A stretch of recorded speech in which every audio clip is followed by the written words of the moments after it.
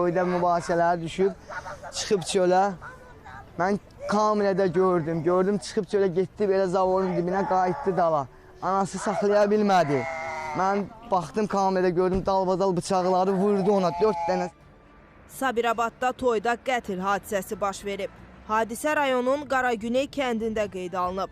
Kənd sakini 38 yaşlı Telxas İsrafilov, həmkəndlisi 41 yaşlı Xəqani Muradov tərəfindən bıçaqlanıb. Qaldı yerdə, heç kim yaxın gəlmədi, kömək eləmədilər. Hamı qorxusundan bir tərəfə qaçmışdı. Bilmədim nə iş oldu. Mən öldüm. Mən tək partlayırdım, kömək eləyən yox idi. İnşallah sarayın içərisində idim.